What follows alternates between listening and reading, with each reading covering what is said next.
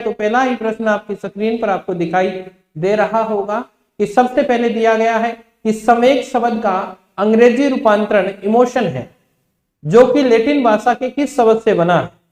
यानी ये पूछना चाह रहा है कि जो संवेग शब्द है उसको इमोशन बोला जाता है, परंतु ये लैटिन भाषा के किस शब्द से बना है। तो ऑप्शन आपके सामने इसमें दे रखे हैं, इमोकेशन दे रखा है, इमोवेयर दे रखा है, इमोवर्सेस दे रखा है, इमोवर्ड एक्शन दे रखा है। हाँ जी, तो इसका सही आंसर क्या होगा, कंफर्म कीजिए, आंसर दीजिए। चलिए बताइएगा इसका सही आंसर क्या है।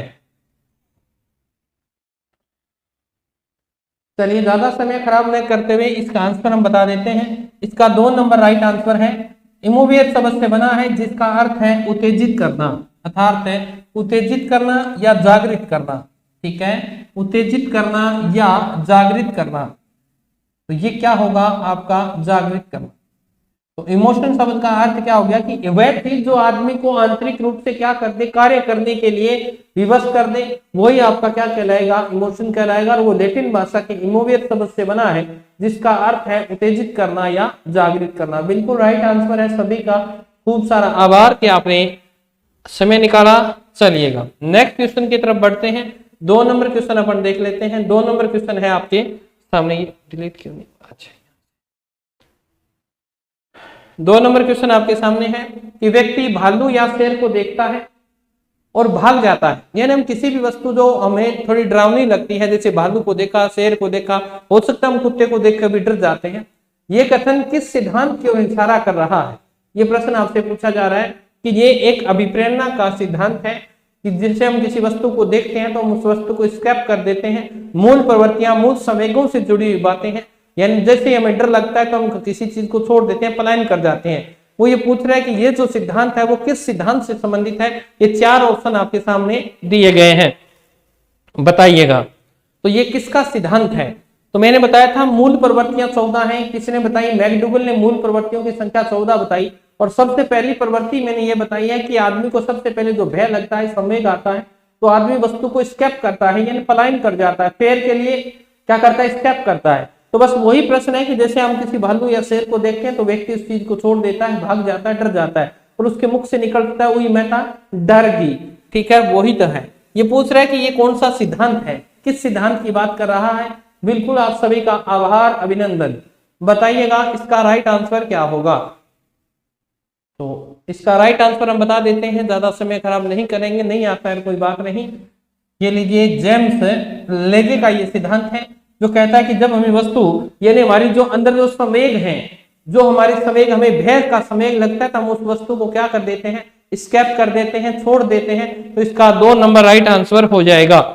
ठीक है बेटा, ओके। चलिए नेक्स्ट क्वेश्चन आपकी डिस्प्ले पे आ रहा है। डिस्प्ले पे आपके सामने प्रश्न है, 3 नंबर क्वेश्चन आपके सामने है। पॉलीग्राफ उपकरण का प्रयोग कब किया जाता है। ऑप्शन आपके सामने है। पॉलीग्राफ उपकरण का प्रयोग कब किया जाता है। बुद्धि की पहचान के लिए किया जाता है, अभिक्षमता के पहचान के लिए किया जाता है, या एप्टीट्यूड यानी अभिवृद्धि की पहचान के लिए किया जाता है, या झूठ की पहचान के लिए किया जाता है। तो ये दोनों शब्द थोड़े से ध्यान रखा करो, एटीट्यूड और एप्टीट्यूड, ये दोनों अलग हैं। एप्टीट्यूड की बात करें तो नजरिया होता है, ठीक है। अभिवृत्ति को नजरिया बोल सकते हो, दृष्टिकोण बोल सकते हो, और अभिक्षमता आपकी जो एटीट्यूड होता है उसको अभिक्षमता बोला जाता है। तो ये दोनों शब्दों को थोड़ा सा आप ध्यान रखें, इनका अंग्रेजी नाम भी आपको याद रखना है। बताइएगा, तो आपको पॉलीग्राफ उपकरण का प्रयोग पूछ रहा है कि किसके लिए किया जाता है। तो ध्यान रखिएगा, पॉलीग्राफ जो है, पॉलीग्राफ जो है आपका, पॉलीग्राफ है, तो ध्यान रखिएगा ये जो है, ये ग्राफ हमेशा ही झूठ की पहचान करने के लिए किया जाता है कि कोई व्यक्ति कितना झूठ बोल रहा है। ठीक है, लाइट डिटेक्टर जिसे बोला जाता है वही है ये। पॉलीग्राफ का प्रयोग हमेशा ही झूठ की पहचान हेतु किया क्या जाता है। एक बात को, जो भी वृत्तांत है उसे सुनाया जाता है, और उस वृत्तांत को बार बार उसे रिपीट करवाया जाता है कि वो कितनी बार उस चीज को याद रखता है। सेम लाइनें, हर बार उसमें संशोधन होगा, हर बार कोई चीज नई जुड़ेगी नहीं, यानी झूठ का क्या किया जाता है, मापन किया जाता है, उसे पॉलीग्राफ बोला जाता है।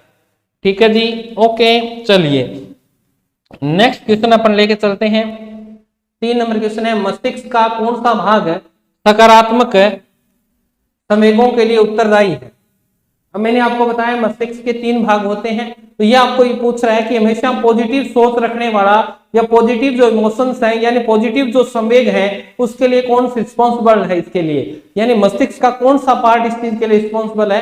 हाँ जी, चलिएगा अब बताइएगा नंबर 4 नंबर क्वेश्चन का आंसर क्या होगा। तो बताइए मस्तिष्क का कौन सा भाग हमेशा ही पॉजिटिव एनर्जी के लिए, सकारात्मक संवेगों के लिए उत्तरदायी होता है। इस प्रश्न का आंसर आप बताइएगा। जैसे हम बात करें मस्तिष्क की, हम बात कर लेते हैं मस्तिष्क के। तो मस्तिष्क के हमने 3 पार्ट कर रखे थे, जैसे हमने फ्रंट कर रखा था, पिछ कर रखा था, मध्य का कर रखा था। परंतु ये जो भाग पूछ रहा है दायां गोलार्ध होता है या बायां गोलार्ध होता है या लिम्बिक तंत्र होता है या लघु मस्तिष्क होता है। तो इसका राइट आंसर क्या आ रहा है, मैं देख रहा हूं 4 नंबर दे रहे हैं, बिल्कुल गलत उत्तर आ रहा है, कोई बात नहीं है। ध्यान रखिएगा इसका बायां गोलार्ध होता है, यानी आपको इससे याद रखना है पॉजिटिव और ये नेगेटिव। अब आप इस तरफ ऐसे खड़े हो जाएंगे, जैसे मैं इस तरफ खड़ा हो जाऊं, यानी आपने जहां पॉजिटिव लिखा है पहले पॉजिटिव फिर नेगेटिव लिखना है। तो पॉजिटिव जो लिखेंगे वो हमेशा किस तरफ लिखा जाएगा, आपके शरीर के बाईं तरफ लिखा जाता है। तो ध्यान रखना बायां गोलार्ध होगा, इससे याद रखना है। और नेगेटिव हमेशा ही दाईं तरफ लिखा जाता है, तो इसे याद रख सकते हो। तो अब आपको सोचना है ये किस तरह से काम करेगा। ये फॉर्मूला मैंने आपको बता दिया है। आप जिस तरफ लिखोगे पहले प्लस लिखना है फिर माइनस। तो प्लस किस साइड में रहेगी, आपके शरीर के बाएं साइड में, और बायां साइड जो होता है ये सकारात्मक संवेगों के लिए क्या है, उत्तरदायी है। चलिए नेक्स्ट क्वेश्चन अपन देखते हैं। प्रश्न संख्या 5 आपकी स्क्रीन पर देखिएगा। अधिगम के प्रक्रम में अभिप्रेरणा क्या है। ये अभिप्रेरणा की डेफिनेशन पूछने का प्रयास कर रहा है। थोड़ा सा मैं साइड हो जाता हूं तो देख लीजिए। ये देखो, सीखने वाली स्मृति को तेज बनाता है, पुराने अधिगम से नए अधिगम को विभेदित करता है, एक दिशा रूप में सोचने के सीखने वाले को प्रस्तुत करता है और नए सीखने वाले में अधिगम के लिए रुचि का सर्जन करता है। बताइए जब आप लर्निंग करते हैं तो उस समय जो मोटिवेशन है या मोटिव है वो आपके लिए क्या काम करता है, यह आपसे पूछने का प्रयास वो कर रहा है।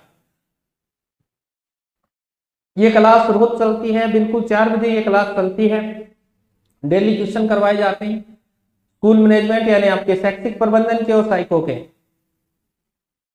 चलिए बताइएगा इसका राइट आंसर कोई दे रहा है क्या। प्रश्न संख्या लगा के आंसर दिया करो भाई। देखो तो सीधा सा कह रहा है कि अधिगम यानी लर्निंग के अंदर लर्निंग की कोई भी प्रोसेस होती है उसमें जो मोटिवेशन होता है वो क्या काम करता है। तो ध्यान रखना मोटिवेशन हमेशा एक बच्चे में इंटरेस्ट पैदा कर देगा और वो क्रिएटिविटी तरीके से यानी अलग अलग तरीके से उस कार्य को संपन्न करने का प्रयास करता है। तो देख लेते हैं, सीखने वाले की स्मृति को तेज बनाता है, ठीक है, ये भी ठीक है कि जो मोटिवेट होगा स्मृति का कहाँ आवश्यकता पड़ रही है, तो यानी ज्यादा सही नहीं है, ये फिर भी सही है। पुराने अधिगम से नए अधिगम को विभेदित करता है, ये भी सही है, बिल्कुल देख लेते हैं। एक दृश्य रूप में सोचने में सीखने वाले को प्रस्तुत करता नहीं, ये गलत हो गया। आगे नए सीखने वाले में अधिगम के लिए रुचि का सर्जन करता है, ये सबसे बेस्ट है कि बालक में रुचि कौन पैदा करता है, लर्नर जो होता है, सीखने वाला होता है। वो सीखने वाला जब होता है तो वो अभिप्रेरणा जो होती है कि मैं ये काम कर सकता हूं। तो इसमें बेस्ट ऑप्शन जो निकल के आ रहा है वो 4 नंबर आ रहा है, तो इसका राइट आंसर 4 नंबर होगा। चलिए बेटा नेक्स्ट क्वेश्चन अपन देखते हैं। एक छात्र बोर्ड परीक्षा के लिए कठिन परिश्रम कर रहा है और उसके पिता ने उसे अच्छे अंक आने पर मोटरसाइकिल देने का वादा किया है। इसका अर्थ क्या है, आंसर दीजिए। आंतरिक प्रेरणा है, बाह्य प्रेरणा है, जनित्य प्रेरणा है या आंतरिक। यानी सीधा सा अर्थ है कि एक बालक 10वीं क्लास में पढ़ता है, बोर्ड परीक्षा है और उसके लिए उसके पिता ने ये कहा है उसे कि अगर तेरे बोर्ड में अच्छे अंक आए तो मैं तुझे मोटरसाइकिल ला के दूंगा। तो ये बालक के अंदर किस प्रकार की अभिप्रेरणा है वो ये आपसे पूछने का प्रयास कर रहा है। तो यहाँ उत्तर क्या होगा वो आप बताइएगा। उसके पिता ने उससे क्या कहा है, उसके पिता ने उससे कहा है कि मैं तुझे मोटरसाइकिल ला के दूंगा। तो इसका उत्तर क्या होगा, सर जी आज से ही चली क्या। चलिए बताइएगा इसका उत्तर क्या होगा।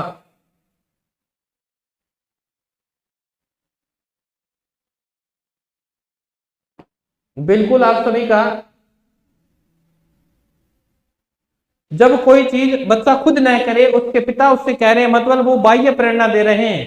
तो इसका राइट आंसर 2 नंबर होगा। इसका राइट आंसर क्या होगा, 2 नंबर होगा। चलिए नेक्स्ट क्वेश्चन अपन देख लेते हैं इसी का।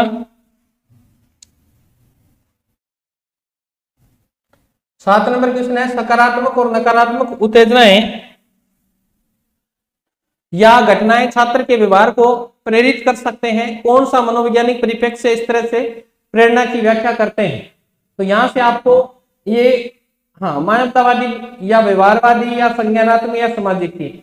सकारात्मक और नकारात्मक दो प्रकार की उत्तेजनाएं होती हैं, आदमी सकारात्मक करता है या पॉजिटिव होता है, नेगेटिव होता है।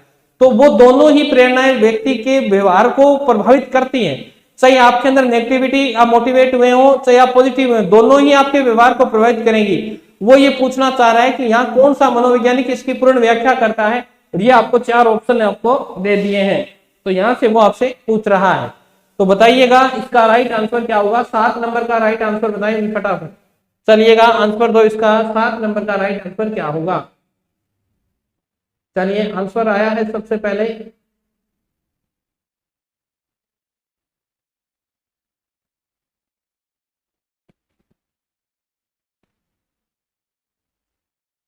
बिल्कुल सबसे पहले जो राइट आंसर आया है 7 नंबर का वो आया है आपका, गलत गलत गलत, तमन्ना शर्मा, बिल्कुल राइट आंसर है आपका। ठीक है जी, बिल्कुल सही है। क्योंकि देखिए यहाँ एक बालक है, मान लीजिए बालक है, ये बालक एक ताले को तोड़ते हुए देख रहा है, तो एक बालक यहाँ पॉजिटिव सोच रहा है और एक नेगेटिव सोच रहा है कि हम चोरी करेंगे। एक सोच रहा है कि घर की चाबी गुम हो जाए तो हम ताला खोल सकते हैं। तो यहाँ दोनों ही क्या कर रहे हैं? व्यवहार तो कर ही रहे हैं। तो ये व्यवहारवाद के हिसाब से यहाँ बात की गई है, तो ध्यान रखिएगा इसका 2 नंबर राइट आंसर होगा। यहाँ व्यवहारवाद की बात की जा रही, ठीक है, यहाँ व्यवहारवाद की बात की जा रही है, तो इसका 2 नंबर राइट आंसर होगा। ये बात आप ध्यान रखेंगे।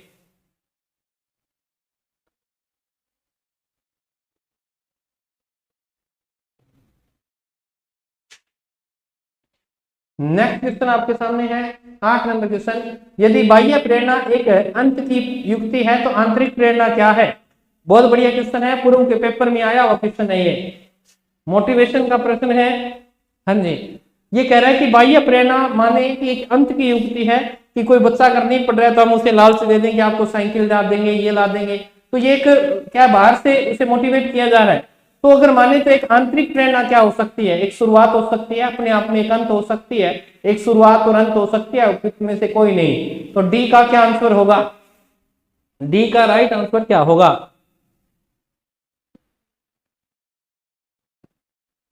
कोई अंत हो जाता है, बाह्य प्रेरणा एक अंत की युक्ति है। कोई भी आप मोटिवेट देकर उस युक्ति को आप यूज कर सकते हैं। बाह्य प्रेरणा एक अंत की युक्ति है। अंत में, सबसे अंत में ये फॉर्मूला यूज किया जाता है जब बच्चा पढ़ना बंद कर दे या लर्नर सीखना बंद कर दे। एक आंतरिक प्रेरणा क्या है, ये पूछने का प्रयास किया जा रहा है। लीला कुमारी, बिल्कुल राइट आंसर है बेटा आप सभी का, आपने सही उत्तर दिया है। एक अपने आप में एक अंत है। आंतरिक प्रेरणा क्या है? अपने आप में एक अंत है। कैसे? आंतरिक मोटिवेशन नहीं, जब बच्चा खुद चाहता है कि मैं करूं, जब उसका अंत ही हो गया तो उसे बाह्य प्रेरणा देनी पड़ती है। जब बच्चा खुद लर्नर सीखने के लिए तैयार नहीं है तो उसे बाहर से मोटिवेट किया जाता है। तो यही क्वेश्चन आपसे पूछा जा रहा है कि आंतरिक प्रेरणा क्या है। तो ध्यान रखना, अपने आप में एक अंत है, इसे बाह्य प्रेरणा से मोटिवेट नहीं किया जा सकता। बाह्य प्रेरणा अलग बिंदु है। ठीक है जी, इसका 2 नंबर राइट आंसर होगा। चलिए नेक्स्ट क्वेश्चन देखते हैं अपन। 9 नंबर क्वेश्चन है, निम्नलिखित में से क्या प्राथमिक पुनर्बलन के रूप में उपयोग हो सकता है? बहुत बढ़िया प्रश्न पूछा है कि जब हम किसी बालक को मोटिवेट करते हैं तो उसे प्राथमिक रूप से सबसे पहले क्या मोटिवेट कर सकते हैं? प्रशंसा, एक बिस्किट, बहुत अच्छा कहना है, इनमें से कोई नहीं। अगर आप टीचर बनने जा रहे हो तो इस प्रश्न का आंसर आप सबसे बेस्ट कर सकते हो। और वो देख लो, प्राथमिक पुनर्बलन की बात कर रहा है, और मैंने आपको प्राथमिक पुनर्बलन की बात करें तो भूख, प्यास, नींद, काम, क्रोध और मलमूत्र त्याग, ये मैंने आपको बता रखे हैं। अब यहां से आप देख सकते हैं उसे क्या दिया जाए। वो प्राथमिक पुनर्बलन के रूप में आपसे पूछ रहा है, द्वितीयक पुनर्बलन की वो बात ही नहीं कर रहा है। तो ध्यान रखिएगा, प्राथमिक पुनर्बलन में भूख है, प्यास है, नींद है, काम है, मलमूत्र त्याग है। ठीक है, मैं प्रश्न का उत्तर भी बता रहा हूं फिर भी समझ में नहीं आ रहा। मैं बोल रहा हूं प्राथमिक पुनर्बलन क्या है? भूख है, प्यास है, नींद है, काम है, मलमूत्र त्याग है।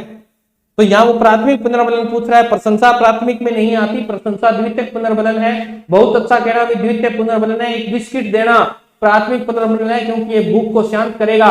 भूख, प्यास अभी बोल के गया हूं, नींद, ठीक है, काम ये बताया था ना आपको, और मलमूत्र त्याग, ये क्या है? हमारी मूलभूत आवश्यकताएं हैं और मूलभूत प्रेरक हैं। तो यहाँ एक बिस्किट है, वो भूख को शांत कर देगा, इसीलिए यहाँ प्रथम पुनर्बलन के रूप में एक बिस्किट दिया जाएगा। ठीक है, चलिएगा नेक्स्ट क्वेश्चन अपन देख लेते हैं। 10 नंबर क्वेश्चन क्या है, एक नकारात्मक पुनर्बलन। अब अगर गलत किया तो भाई डंडे लेके आना पड़ेगा, डंडा मारेंगे आपके, और तो क्या करें फिर। इतना इजी क्वेश्चन दिया है आपको। एक नकारात्मक पुनर्बलन क्या करता है, वांछनीय व्यवहार में वृद्धि करता है, वांछनीय व्यवहार को कम करता है, वांछनीय व्यवहार को बढ़ाता है या कम करता है, या अवांछनीय व्यवहार को कम करता है। ये अवांछनीय शब्द है, कोई दिक्कत नहीं है, स्टूडेंट है तो अवांछनीय व्यवहार को कम करता है। बताइएगा,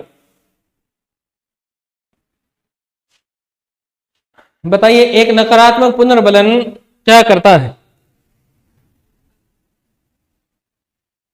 10 नंबर का क्या आंसर होगा, 10 नंबर लगा के फिर उत्तर दिया करो भाई, ऐसे पता नहीं चलता। 10 नंबर का राइट आंसर क्या होगा।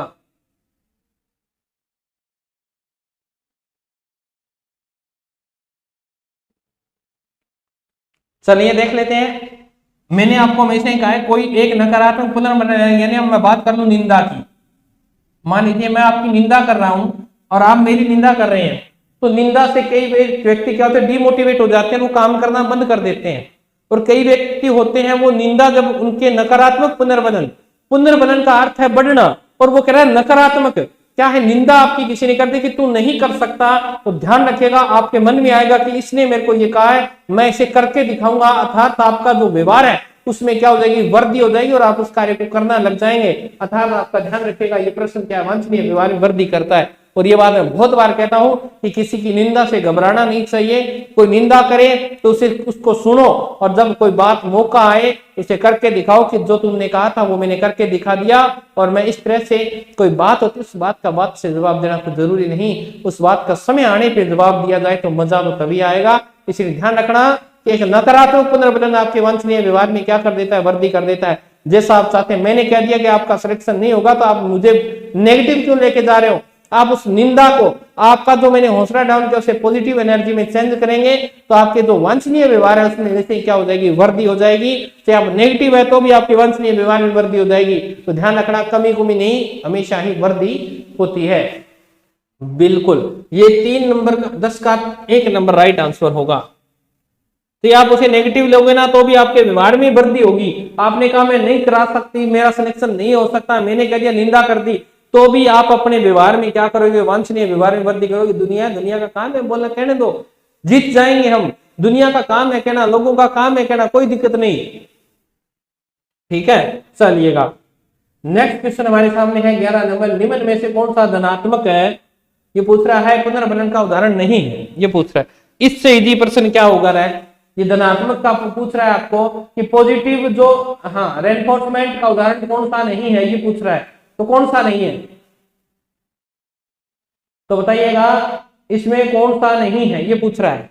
तो ध्यान रखो, धनात्मक का अर्थ होता है जो आपके कार्य की गति को बढ़ा दे, जो आपके अधिगम की गति को क्या कर दे, बढ़ा दे। तो अब अधिगम की गति कहां बढ़ रही है देख लेते हैं। प्रशंसा करेंगे तो अधिगम की गति बढ़ेगी, बिल्कुल, ये तो पॉजिटिव हो गया। ठीक है, दंड, मैं आपको पिटूंगा तो आपके कार्य की गति क्या हो जाएगी, नकारात्मक हो जाएगी। गुण विवेचन में आपके गुणों का बखान करूंगा, यानी एक बात करें, गुण की विवेचना करें तो पॉजिटिव ही होता है। ठीक है, और पुरस्कार जब कभी देते हैं तो ये भी पॉजिटिव है। तो पूछ क्या रहा है, नहीं है, तो एक ही नेगेटिव वाला है 2 नंबर। तो याद रखिएगा, दंड जो होता है वो हमेशा क्या होता है, नेगेटिव होता है। बिल्कुल ठीक है जी। चलिए नेक्स्ट क्वेश्चन आपकी डिस्प्ले पे आ रहा है। चलिए 12 नंबर क्वेश्चन है, बार बार बच्चों को सजा से बचने या इनाम पाने के लिए सीखने की गतिविधियों में संलग्न होने के लिए कहना क्या दर्शाता है। बहुत बढ़िया प्रश्न है कि हम कई बार बार बच्चे को कहते हैं कि तू, तेरे को मारूंगा मैं, अगर तूने नहीं पढ़ा तो मारूंगा, या तू अगर ने ऐसा किया तो मैं तेरे को इनाम दूंगा। अगर ये इस तरह की बातें हम बार बार करते हैं तो यहाँ कौन सी चीज को दर्शा रहे हैं आप, उनकी बाहरी प्रेरणा को कम करता है। ठीक है, इनाम तो बाहरी प्रेरणा को मजबूत करता है, तो ये तो गलत हो गया। ठीक है, उनकी आंतरिक प्रेरणा को बढ़ाता है, तो सजा देनी आंतरिक, इनाम देना तो बाह्य प्रेरणा है, तो ये भी गलत हो गया। बच्चों को लक्ष्य प्रदर्शन की बजाय महारत हासिल करने के प्रति ध्यान केंद्रित करने के लिए प्रोत्साहित करता है। देखते हैं, बच्चे की प्राकृतिक रुचि और सीखने में शामिल होने की जिज्ञासा को कम करता है। यानी बार बार अगर आप किसी बच्चे को, ये गलत हो गया, क्यों, क्योंकि बार बार बच्चे को क्या दे रहे हो, सजा दे रहे हो। अगर सजा नहीं होती तो ये प्रश्न यहां सही हो जाता। बच्चे को लक्ष्य प्रदर्शन की बजाय महारत हासिल करने के प्रति ध्यान केंद्रित करने के लिए प्रोत्साहित करता है। क्योंकि यहाँ दंड शब्द आ गया, तो दंड शब्द है तो वो क्या करता है, हमेशा ही बच्चे की जो प्राकृतिक रुचि है उसको कम कर देगा, जिज्ञासा प्रवृत्ति को क्या करता है, कम करता है। इसीलिए इसका उत्तर ये नहीं होकर अब 4 नंबर एक ही बचा है कि बच्चे की प्राकृतिक रुचि जो वो सीखना चाहता है नेचुरल, और सीखने के बीच में शामिल होने वाली जिज्ञासा को क्या कर रहा है, कम कर रहा है। तो इसका डी राइट आंसर हो जाएगा। चलिए नेक्स्ट क्वेश्चन आपको फटाफट आंसर दो इसका। 13 नंबर क्वेश्चन, निम्न मनोवैज्ञानिकों में से कौन सा बाल विकास के सिद्धांतों से संबंधित है, नहीं है, बताइएगा भाई। निम्न में से कौन सा, क्या पूछ रहा है, बाल विकास के सिद्धांतों से संबंधित है, नहीं है। इनमें से 3 आदमी ऐसे हैं जिन्होंने बाल विकास के संदर्भ में, बाल विकास के सिद्धांतों के संदर्भ में काम किया है, बाल विकास के क्षेत्र में काम किया है, परंतु एक आदमी ऐसा है जिसने बाल विकास के सिद्धांतों पर काम नहीं किया है। तो इसमें से कौन सा है, भैया आपसे पूछना चाह रहा है। यानी बाल विकास का टॉपिक वो आपसे यहाँ क्लियर करवाना चाहता है। तो ध्यान रखिएगा, जीन पियाजे ने संज्ञानात्मक विकास दिया था, ठीक है, तो इन्होंने संज्ञानात्मक विकास पर काम किया है, तो ठीक है, ये जीन पियाजे तो ओके हो गया। अब्राहम मैस्लो ने आवश्यकता कौन सा दिया था, आवश्यकता पदानुक्रम का सिद्धांत दिया था, ये बिगम का दिया था, मोटिवेशन का, तो ये बाल विकास में नहीं दिया था, तो इसका ये गलत हो गया। अल्बर्ट बांडुरा ने सामाजिक विकास का सिद्धांत दिया है, बिल्कुल ये बात सही है। और ले वाइगोत्स्की ने सामाजिक और सांस्कृतिकता पर बल दिया है। तो ध्यान रखिएगा, अब्राहम मैस्लो ने, ध्यान रखिएगा, इन्हें शरीर की 5 आवश्यकताएं बताई थी, तो ये चीजें ध्यान रखिएगा। 2 नंबर इसका राइट आंसर हो जाएगा, ठीक है, इसका 2 नंबर राइट आंसर होगा। बातें मत करो आपस में। चलिए नेक्स्ट क्वेश्चन आपके सामने 14 नंबर, निम्न में से कौन सा बाह्य अभिप्रेरणा का उदाहरण है। बाह्य अभिप्रेरणा का उदाहरण पूछ रहा है आपसे, उपलब्धि की आवश्यकता, चिंता, आकांक्षा स्तर या पुरस्कार। बाह्य अभिप्रेरणा का उदाहरण आपसे पूछा जा रहा है, तो यहाँ आप तुरंत आंसर देने का प्रयास करेंगे। अंतिम प्रश्न है आपका, उसके बाद में हम मैनेजमेंट के क्वेश्चन करेंगे। और आज का विषय जो हमारा था वो मैंने आपको डाइट दिया था कि डाइट आपका विषय रहेगा, डाइट को आप अच्छी तरह से पढ़ के आएंगे। चलिएगा देख लेते हैं, यहाँ पर आपको पूछ रहा है बाह्य अभिप्रेरणा का उदाहरण पूछ रहा है। उपलब्धि की आवश्यकता बच्चे को खुद को होती है, ये आंतरिक है। चिंता भी आंतरिक होती है, आकांक्षा भी आंतरिक होती है, पुरस्कार जो होता है वो बाह्य होता है। तो इसका डी राइट आंसर हो जाएगा, इसका डी राइट आंसर हो जाएगा। ओके, चलिए नेक्स्ट जो हमारे प्रश्न आ रहे हैं वो आपके एजुकेशन मैनेजमेंट के क्वेश्चन है। चलिएगा इसको बताते जाएंगे फटाफट। डाइट का पूरा नाम क्या है, ये लीजिए, पहला ही प्रश्न आपके सामने है, डाइट का पूरा नाम क्या है, तो बता देते हैं। डाइट टोटल कितनी है, 33 है, प्रत्येक जिले में डाइट होती है। हाँ जी, बाकी प्रश्नों के अंदर सब प्रश्नों को इंक्लूड कर दिया। बताइएगा डाइट कितनी है, पूरा नाम क्या है डाइट का, तो देख लेते हैं। डाइट का पूरा नाम पूछ रहा है हमसे, तो direct institute of the education and the training नहीं हो सकता, डायरेक्ट तो आएगा नहीं क्योंकि तो जिला स्तर पर है, तो डायरेक्ट वाला ऑप्शन तो कट हो गया हमारा। फिर आ गया district institute of the education and the training centre, आगे देखते हैं। District institute of education and training, बिल्कुल ये ट्रेनिंग सेंटर कहाँ आ गया, ट्रेनिंग सेंटर तो है ही नहीं, सेंटर तो आता ही नहीं, तो ये गलत हो गया, ये गलत हो गया, ये गलत हो गया। तो डिस्ट्रिक्ट डी से याद रखना है, डिस्ट्रिक्ट आई से याद रखना है, इंस्टीट्यूट ई से ऑफ एजुकेशन एंड टी से आएगा ट्रेनिंग। तो ध्यान रखना डाइट और ये ऑफ आएगा। कोई भी कार्य का अगर आ जाए, कोई भी आपको कार्य का पूछे तो ध्यान रखना उसमें ऑफ होगा, कोई भी योजना आ जाए वो 4 होगी। तो दोनों चीजें आपको ध्यान रखनी है। कोई भी अगर स्पेशल संस्था के बारे में पूछे तो उसमें ऑफ लगा हुआ मिलेगा आपको, और कोई भी अगर कोई स्माइल प्रोजेक्ट है तो उसमें 4 लगा हुआ मिलेगा, ये आप ध्यान रखेंगे। तो इसका 3 नंबर राइट आंसर, आगे जाने की आवश्यकता नहीं है हमें। चलिए नेक्स्ट क्वेश्चन इजी क्वेश्चन है और फटाफट आंसर देते जाओ। ये प्रश्न मैंने शायद बता दिया था। राष्ट्र साम्राज्य में वर्तमान में कितनी डाइटें उपलब्ध हैं, तो ध्यान रखिएगा कितनी डाइट्स हैं, 33 हैं, क्योंकि प्रत्येक जिले में एक डाइट बनाई गई है। और ये डाइट 19 कितनी है, राजस्थान में 33 जिले हैं तो 33 डाइट हैं। ये प्रश्न मैंने आपको पहले ही बता दिया था। चलिए नेक्स्ट क्वेश्चन अपन देख लेते हैं। डाइट की नोडल एजेंसी कौन सी है, बहुत ही बढ़िया क्वेश्चन है। डाइट की नोडल एजेंसी के बारे में आपसे पूछ रहा है। MHRD है, SCRT है, या ISC है, या CBSC है, तो आपसे पूछ रहा है। चलिए सब प्रश्न आ जाएंगे, आपको लिखने की आवश्यकता ही नहीं है, ऐसा कोई प्रश्न ही नहीं छोड़ेंगे जो आपको लिखने की आवश्यकता पड़े, और ये टॉपिक याद आपका क्लियर हो जाएगा। 17 नंबर का आंसर दो फटाफट।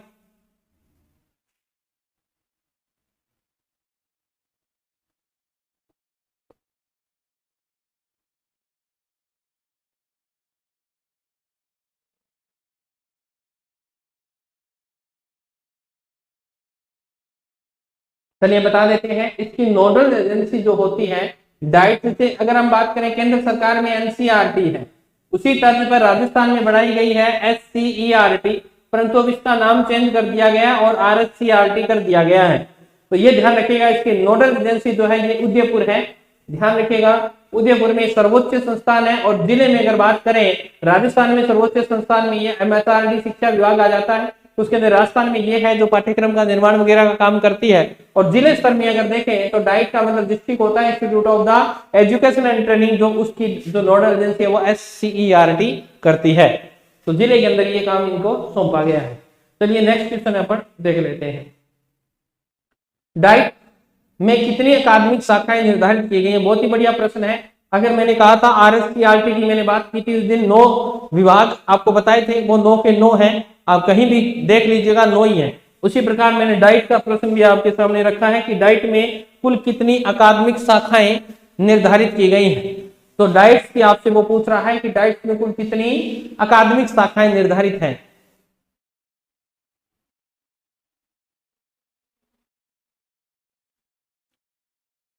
किताब मैं बता देता हूं कहां से हो, ओनली फोकस कर ले बेटा, पढ़ ले, ठीक है, पढ़ ले, मैं बता दूंगा तेरे को कहां से कौन क्या है, ठीक है। तो ध्यान रखिएगा ये कहां से है, तो ध्यान रखिएगा 7 है। डाइट में कितनी अकादमिक शाखाएं निर्धारित की गई हैं? 7 शाखाएं निर्धारित की गई हैं। अकादमिक शाखाएं कितनी हैं? 7 हैं। चलिए नेक्स्ट क्वेश्चन आपके सामने है। पिंक गाइड बुक में डाइट के कितने विभाग शामिल हैं? पहले तो ये बात ध्यान रखनी है कि पिंक गाइड जो बुक है वो किसके लिए है, तो ध्यान रखिएगा ये जो गाइड है वो आपको पूछ सकता है। तो डाइट में जो पिंक गाइड है उसके अंदर विभागों के लिए अंदर शामिल की गई है, तो आपको पूछ सकता है ग्रीन गाइड बुक है, रेड गाइड बुक है, इस तरह से। तो पिंक याद रखना है, पिंक गाइड बुक है, उसमें डाइट के कितने विभाग शामिल हैं, तो इस बुक के अंदर कितने विभाग शामिल है वो आप आंसर देंगे।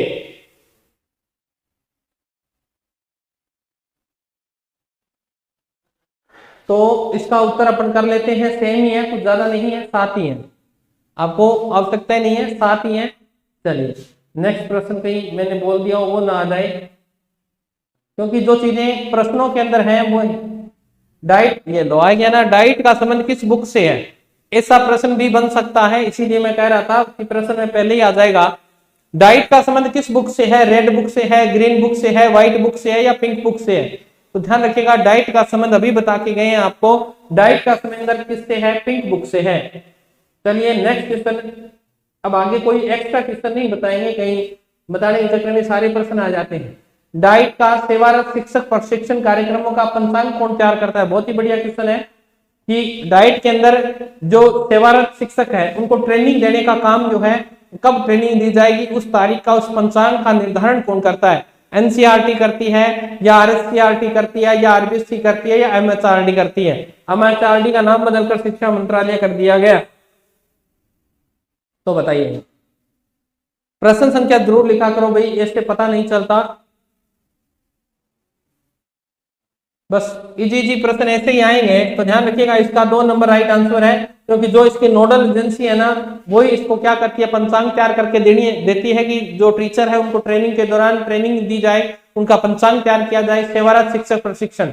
ठीक है, बिल्कुल गलत उत्तर दे रहे हो। अगर पीछे वाला प्रश्न भी आपने ढंग से पढ़ा होता तो इसका आपको कहीं आवश्यकता ही नहीं थी। तो 21 नंबर का गलत उत्तर देने वाले विद्वान साथी सभी ध्यान दे लें, प्रश्नों में दिमाग लगा लो, इधर उधर की बातों में ध्यान मत लगाओ, पेपर के दिन रह गए थोड़े। राष्ट्रीय शिक्षा नीति 1986 में प्राथमिक शिक्षा विकास के लिए किस संस्थान को स्थापित करने की सिफारिश की गई थी? ये आपसे पूछ रहा है 1986, आंसर दीजिए। राष्ट्रीय शिक्षा नीति 1986 में प्राथमिक शिक्षा के विकास के लिए किस संस्थान को स्थापित करने की सिफारिश की गई थी?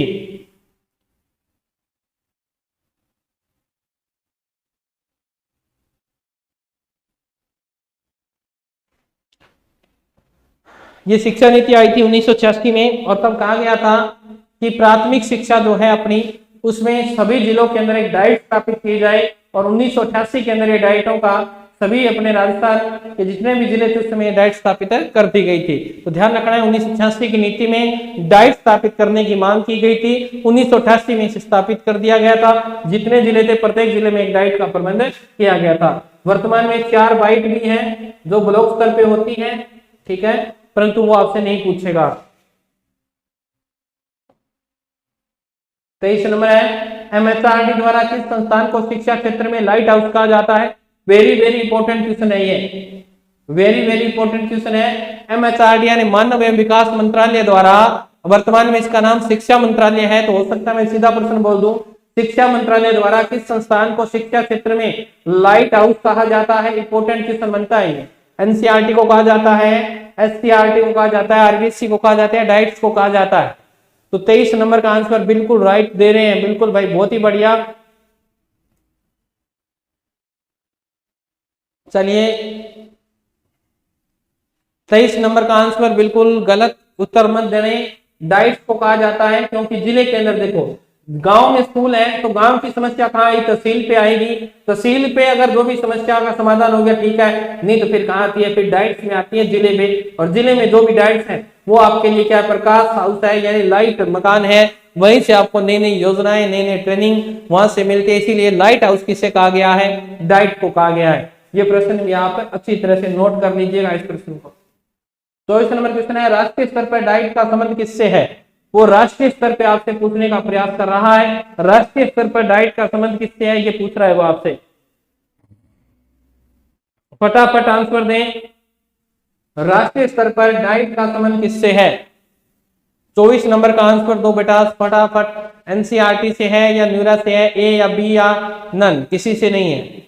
तो ध्यान रखिएगा इसका उत्तर आपको दिख रहा है, ए और बी दोनों है। राष्ट्रीय स्तर की बात करें तो दोनों से ही डाइट का संबंध है, एनसीईआरटी और न्यूरो से। ओके, नेक्स्ट क्वेश्चन अपन देखते हैं। जिले की शीर्ष अकादमिक संस्था कौन सी है?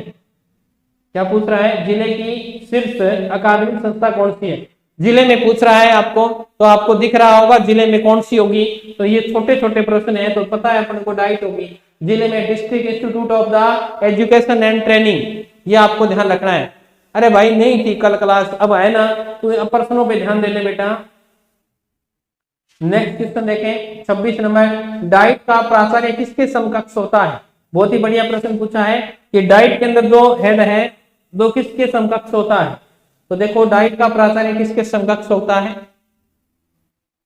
अब एक नई व्यवस्था की गई है, स्कूल के अंदर होता है पीपीओ। स्कूल के अंदर क्या होता है? पीईओ, यानी पंचायत एलिमेंट्री एजुकेशन ऑफिसर, ये स्कूल का प्रिंसिपल होता है, ध्यान रखेंगे। उसके बाद में आता है बीईओ, ठीक है, ये आएगा ब्लॉक एलिमेंट्री एजुकेशन ऑफिसर। फिर आता है आपका डीईओ यानी डिस्ट्रिक्ट एलिमेंट्री एजुकेशन ऑफिसर, और फिर आता है central block elementary education officer. ये संयुक्त निदेशक के रूप में काम करता है। तो यहाँ ध्यान क्या पूछ रहा है? डाइट का प्राचार्य किसके समकक्ष है? तो डाइट वाला कौन सा है भाई? डाइट वाला देखो डीओ है। तो डाइट यानी डिस्ट्रिक्ट की बात हो रही है तो इसका 1 नंबर राइट आंसर हो जाएगा। 26 का डीओ, बिल्कुल भी डीओ इसका राइट आंसर है। ये ग्राम स्तर पर होता है बेटा, इसमें पी और लगेगा एक, ठीक है, ये ग्राम स्तर पर होता है। और जिस स्कूल का जो प्रिंसिपल होता है वो इसकी भूमिका निभाता है। डाइट का प्रमुख उद्देश्य क्या है बताइएगा? जिले में शिक्षकों की नियुक्ति करना या अभिभावकों और छात्रों को प्रशिक्षण देना, अध्यापकों का स्थानांतरण करना, सेवा पूर्वक व सेवारत शिक्षकों को प्रशिक्षण देना। तो इसका डाइट का क्या काम है ये आपसे पूछना चाह रहा है। तो क्या काम है भाई डाइट का बताइएगा। 27 नंबर का आंसर बताओ। तो डाइट का काम ही मैंने बताया था, district institute of the training and, ठीक है, यही बताया था। तो देखो यहाँ ट्रेनिंग से संबंधित कौन सी बात कह रहा है? पहले तो ये देखो, एक तो कह रहा है अभिभावक और छात्रों का प्रशिक्षण, तो ये तो गलत हो गया, ये तो हो ही नहीं सकता। तो यहाँ ट्रेनिंग इनको तो देनी नहीं, और जिले में शिक्षकों की नियुक्ति भी नहीं की जाएगी। तो यानी ट्रेनिंग की बात कहाँ की जा रही है? ये रहा सेवा पूर्व, ठीक है, और सेवारत शिक्षकों को क्या देना है? प्रशिक्षण देना, ट्रेनिंग देनी है। इसका 4 नंबर लॉक कर दिया जाए। बिल्कुल ये 4 नंबर आपका लॉक कर दिया गया भाई। चलिए आज कौन कौन विद्वान जुड़े? संपत स्वामी, कविता भादु, गायत्री स्वामी और पुखराज पुलवा, पूजा आनंद, दीपू गोयल, सचित, और बस इतने जुड़े हो। चलिए नेक्स्ट प्रश्न अपन देख रहे हैं 28 नंबर, डाइट के कार्यों के मूल्यांकन के लिए किसकी व्यवस्था की गई है? डाइट के कार्यों के मूल्यांकन के लिए किसकी व्यवस्था की गई है, बताइए। आंसर दीजिए 28 नंबर का। डाइट रैंकिंग की ऑनलाइन व्यवस्था की गई है, राज्य स्तरीय प्रोग्राम है, डाइट योजना प्रोग्राम है, या जिला स्तर पर प्रोग्राम है। तो 28 नंबर का आंसर क्या होगा, आंसर दो फटाफट, आने दीजिए। 28 नंबर का आंसर क्या होगा, चलिए बता देते हैं। डाइट रैंकिंग की ऑनलाइन व्यवस्था की गई है, मूल्यांकन के लिए किसकी व्यवस्था की है, ऑनलाइन। अब हर कार्य क्या हो रहा है, ऑनलाइन हो रहा है, हर क्षेत्र से उसको जोड़ा जा रहा है, तो इसका 28 का 1 नंबर होगा कि ऑनलाइन व्यवस्था की गई है। डाइट के विभाग में शामिल है, ये डाइट्स के अंदर कौन कौन से विभाग हैं वो आपसे ये पूछने का प्रयास कर रहा हूं। मैं देख लेता हूं किसने क्या कहा। कोई बात नहीं, जो श्योर नहीं है कोई बात नहीं तमन्ना, आप प्रश्नों का उत्तर देते जाएं, बहुत बढ़िया। कोई बात नहीं बेटा, गलत हो गया तो कोई बात नहीं। चलिए 29 नंबर का राइट आंसर क्या होगा, ये डाइट्स के संभाग यानी इसके अंदर जो विभाग है ना सात, उनकी बात कर रहा है। तो उसमें शैक्षिक प्रौद्योगिकी विभाग है, बिल्कुल है, कार्य अनुभव विभाग भी है, और योजना और प्रबंधन विभाग भी है। तो ये सारे ही सही हैं, ये इसका डी राइट आंसर होगा, इसका डी राइट आंसर होगा। चलिए नेक्स्ट क्वेश्चन आपके सामने आ रहा है, 30 नंबर क्वेश्चन है, डाइट के विभाग सेवारत शिक्षक प्रशिक्षण और नवाचार विभाग का प्रमुख कार्य क्या है, ये आपसे पूछ रहा है। और ऑप्शन आपके सामने दे रखे हैं, क्रियात्मक अनुसंधान के माध्यम से शिक्षा से संबंधित समस्याओं का समाधान करना, जिला प्रशासन को शैक्षिक योजनाओं का संचालन में अपना योगदान देना, और सेवारत शिक्षकों को प्रशिक्षण प्रदान करना, या उपयुक्त सभी। तो देख लेते हैं डाइट का क्या क्या काम है। क्रियात्मक अनुसंधान, ठीक है, तो क्रियात्मक अनुसंधान जो रिसर्च है, एक्टिविटी रिसर्च है, उसके माध्यम से बिल्कुल शिक्षा दी जाए, उसमें कोई समस्या आ रही है तो उसका समाधान करना डाइट का काम है। कोई संसाधनों की कमी है तो डाइट उपलब्ध करवाएगी। जिला प्रशासन को शैक्षिक योजनाओं के संचालन में अपना योगदान देना, बिल्कुल डिस्ट्रिक्ट जो प्रशासन है वो शिक्षा के अंदर कोई भी कमी आ रही है या कोई पिछड़ा क्षेत्र है या बच्चे नहीं पहुंच पा रहे हैं तो उसकी व्यवस्था भी करनी। सेवारत शिक्षकों को प्रशिक्षण प्रदान करना, ट्रेनिंग भी देनी होती है, बिल्कुल जो लगे हुए हैं उनको समय समय पर ट्रेनिंग दी जाती है। तो ये सारे ही काम किसके हैं, डाइट्स के हैं। तो आपका ये प्रश्न भी आपके डी ऑप्शन के साथ चला जाएगा। नेक्स्ट क्वेश्चन आपका आज का अंतिम क्वेश्चन है आपके सामने, निम्नलिखित में से कौन सा डाइट्स का उद्देश्य नहीं है, एक उद्देश्य है। ये प्रश्न आप आराम से कीजिएगा, इस प्रश्न का उत्तर क्या होगा बताइएगा। इधर ही घटता था मैं, बताइए निम्नलिखित में से कौन सा डाइट्स का उद्देश्य नहीं है। प्रारंभिक शिक्षा के सेवारत शिक्षकों के प्रशिक्षण का आयोजन करना, स्कूलों में दीक्षा राइस कार्यक्रम का संचालन करना, और 3 नंबर है क्रियात्मक अनुसंधान कार्यक्रम संचालित करना, और चौथा है शैक्षिक प्रौद्योगिकी और कार्य अनुभव है के लिए कार्यशालाओं का निर्माण करना। बताइएगा।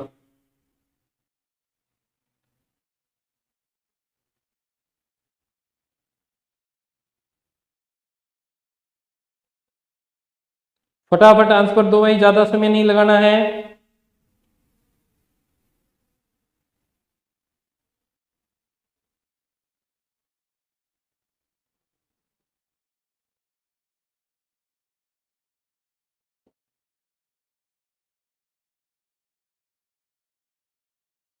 क्या उत्तर आ रहा है, 31 का 2 नंबर, बिल्कुल ध्यान रखना। ये दीक्षा राइस कार्यक्रम की शुरुआत तो अभी हुई है, तो इसमें डाइट्स का कहाँ रोल है, बिल्कुल नहीं है।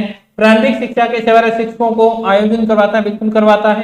क्रियात्मक अनुसंधान बिल्कुल करवाता है, और शैक्षिक प्रौद्योगिकी कार्य अनुभव ये करवाता है। तो ये तो अभी कोरोना काल के अंदर चली थी दीक्षा राइस, तो ये आपका इसके अंतर्गत उत्तर नहीं होगा।